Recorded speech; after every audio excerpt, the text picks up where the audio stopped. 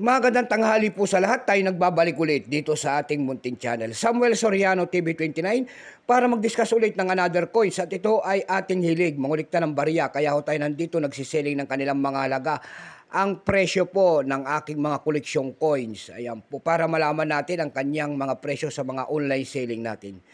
Magandang tanghali po sa lahat ng ating mga subscriber dyan, at 1K subscriber na tayo, kaya magpapasalamat tayo sa lahat ng sumusuporta dito sa ating munting channel. Thank you so much sa inyong lahat and God bless. Mabuhay po kayo. Ayan, maraming salamat din po sa nanonood doon sa ating FB page. Ayan, Samuel Soriano.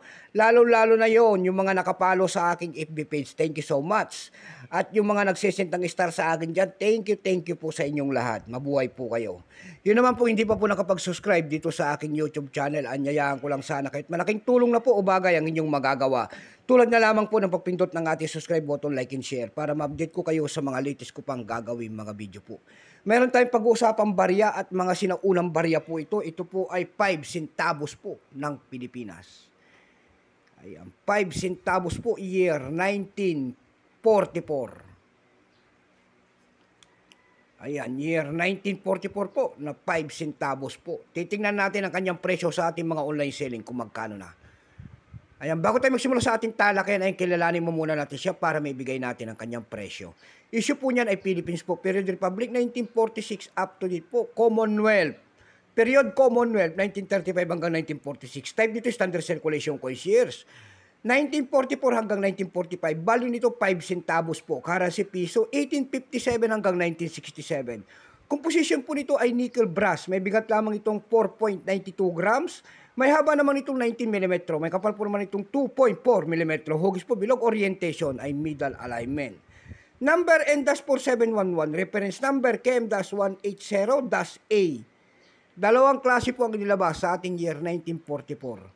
Pero itong hawak natin, ito po ay year 1944, 51%. Kung ilang piraso naman ang ginawa rito sa barya na hawak natin, ito po ay 21,198,000 piraso po. May price na po ito doon sa ating numista.com kung tawagin ng ating mga kolektor. Yung kanyang very fine ay 61 pesos. Extra fine ay 61, almost uncirculated ay 73. Ang circulated nito ay nagkakahalaga na po ng 180 pesos. Dumako tayo sa kanyang mga presyo sa ating mga online selling. Doon sa ating eb.com, mayroon tayong nakita nagbebenta doon po ng $14. Nasundan po ito ng $13.49. Meron na rin tayo nakita doon na $12.